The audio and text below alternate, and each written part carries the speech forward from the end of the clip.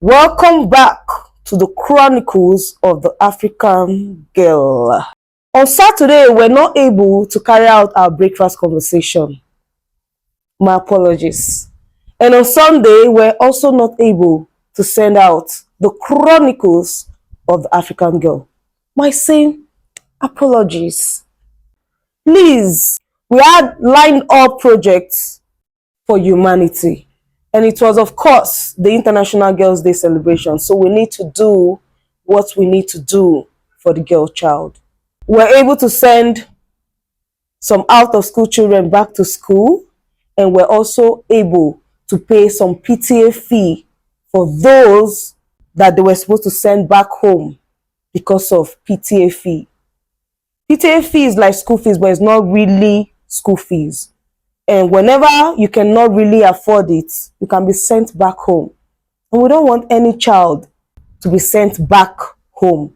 This event took place on the 11th of October, but we had videos and pictures, messages that we have to send out that was timely on Sunday. And that was why the Chronicles was not sent on Sunday, together with the breakfast conversation. But nevertheless, I got your back. I got you. I'm going to be sending the Chronicles of the African Girl on Monday and on Tuesday.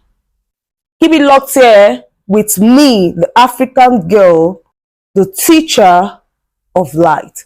So let's dive into today's message. Today we'll be taking the Chronicles of the African Girl, chapter 7 and verse 1. Real power doesn't come from controlling others.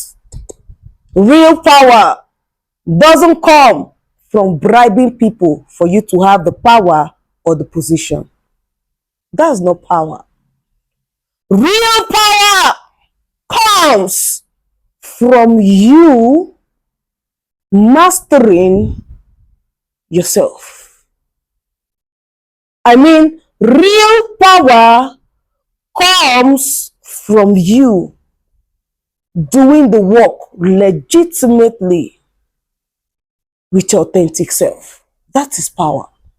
And verse 2 says, the transfer of wealth is the transfer of knowledge.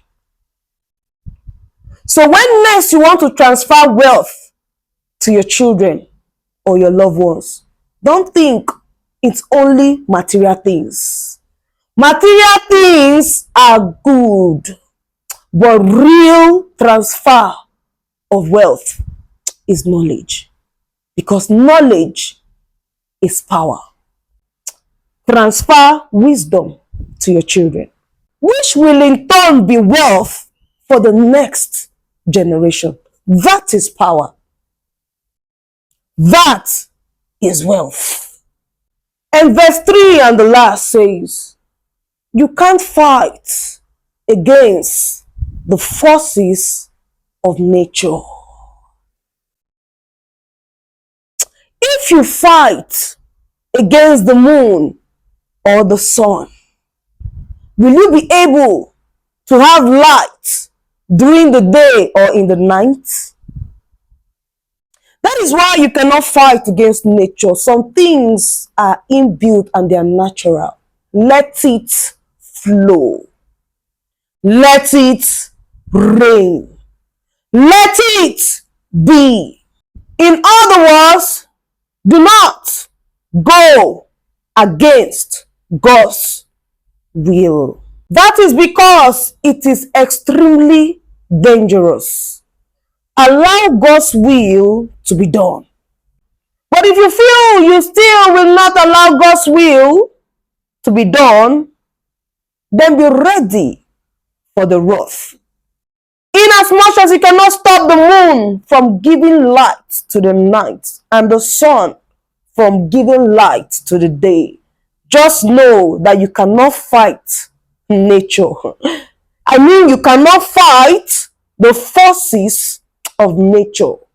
It is extremely dangerous. It is dangerous.